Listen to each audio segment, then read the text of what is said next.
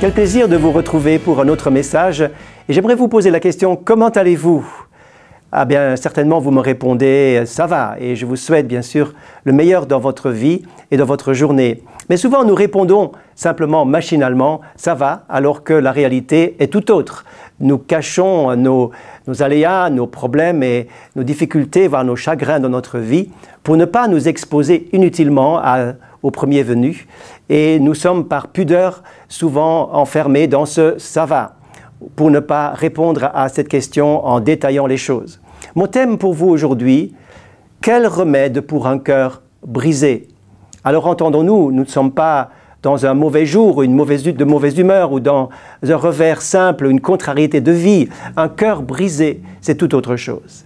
Un cœur brisé, c'est vivre véritablement un traumatisme, une rupture, un chagrin profond, un deuil, quelque chose de grave qui se passe dans notre vie personnelle ou familiale.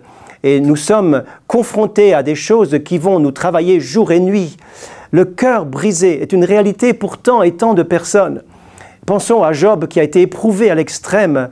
Eh bien, sa pensée peut devenir la nôtre, car il se demandait « j'ai fait tout juste et pourquoi tout ça m'arrive ?» Où est Dieu dans tout ça? Notre premier ressenti, justement, lorsque le cœur est touché, lorsque notre vie est touchée de plein fouet par quelque chose qui nous semble tellement injuste, tellement mauvais, tellement pas juste face à notre vie qui est digne de Dieu et notre vie de foi qui est en ligne avec sa volonté, nous pensons comme Job, j'ai fait tout juste, pourquoi Seigneur? Où est Dieu? Pourquoi je ne ressens plus sa présence? J'ai l'impression qu'il est tellement loin. Voyez-vous, la première chose que nous devons confronter, c'est le ressenti. Le ressentir que dans l'épreuve, que dans la difficulté et le cœur brisé, j'ai l'impression que Dieu est absent. Or, ce n'est que le ressenti. Bien sûr, nous ne vivons pas dans le déni. La douleur est douleur, la souffrance est souffrance. Le livre des lamentations existe dans la Bible, mais il est relativement court. Donc, nous avons le droit de nous lamenter, de pleurer, de dire notre chagrin. Toutefois, il y a un rebondissement à faire. Il y a quelque chose à définir, à vouloir et à choisir pour ne pas rester bloqué dans notre souffrance qui nous isole, qui nous laisse seuls. Et la Bible, la parole de Dieu, cette parole que nous aimons ouvrir est justement là pour nous aider. Elle va nous dire d'abord ceci, c'est que le juste en Christ vivra par la foi. Il s'agit donc de nourrir sa foi, de saisir par la foi des promesses personnelles pour nous dans notre situation. C'est pourquoi nous devons aussi être au contact régulier de cette parole de Dieu. Cette parole qui est une puissance de vie qui nous permet de placer justement dans la foi, de nous placer au-delà des réalités douloureuses de la vie. Je pense à ce texte du prophète Habakkuk, un petit prophète qui tout à la fin de ce livre où il a décrit différents cataclysmes qui vont arriver sur Israël.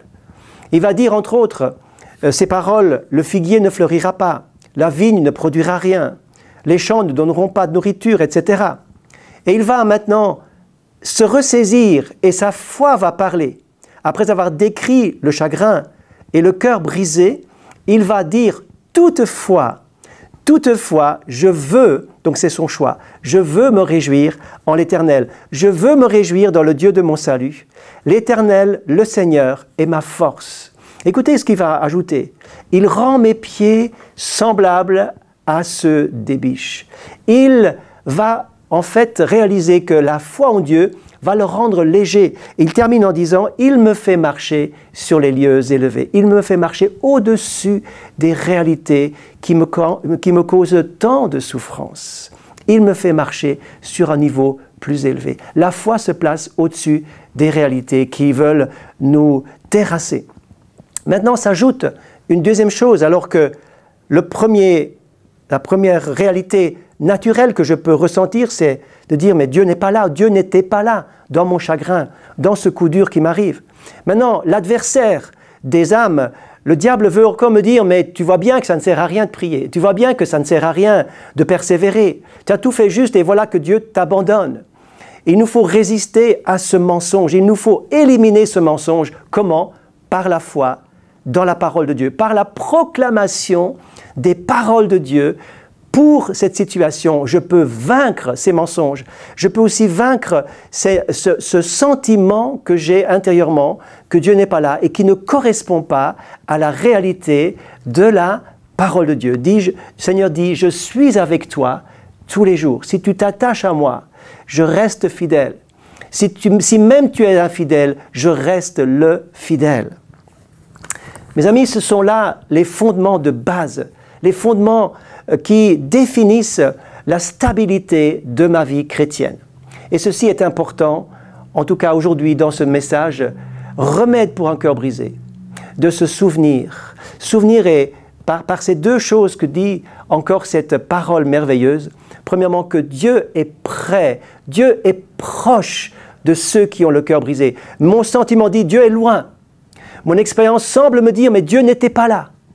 Mais voici que la Bible dit Dieu est proche. Comme si Dieu savait très bien que nos sentiments peuvent justement dire le contraire. Il va souligner dans sa parole à plusieurs reprises l'Éternel est près de ceux qui ont le cœur brisé et qui ont l'esprit dans l'abattement.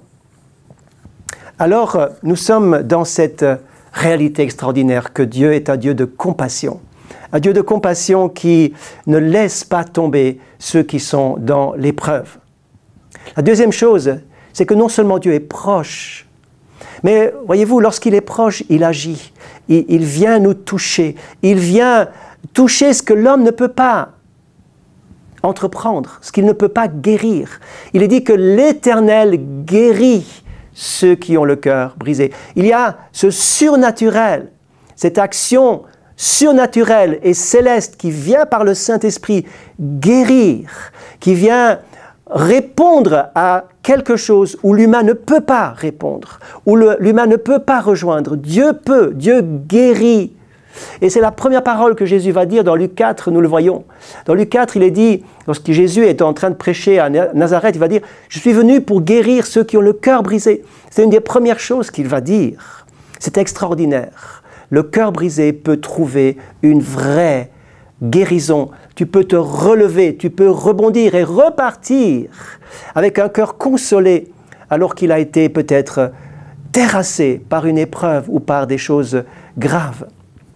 Alors, je termine par cette parole du psaume 61. « Du bout de la terre, je crie à toi, le cœur abattu. Conduis-moi sur le rocher que je ne peux atteindre. » Eh bien, il nous fait marcher sur les lieux élevés. Il nous met dans une dimension supérieure parce qu'il est près de ceux qui ont le cœur brisé. « Pourquoi t'as battu mon âme et gémis-tu en moi? Espère encore en Dieu. Je le louerai encore. Il est mon salut et mon Dieu. » Et je vous souhaite de tout cœur de saisir ces promesses dont je vous ai rapporté juste quelques-unes. Saisir ces promesses. Réaliser ce que Dieu a à vous dire. Avec le temps, bien sûr, il faut du temps pour cela. Laissez votre souffrance s'apaiser et recevez la parole de Dieu pour votre situation donnée. Elle sera consolation, elle sera apaisement, elle sera paix, elle sera force surnaturelle qui vous portera à un niveau supérieur afin que vous puissiez rebondir et repartir en avant. Que Dieu vous bénisse et au plaisir de se revoir une prochaine fois.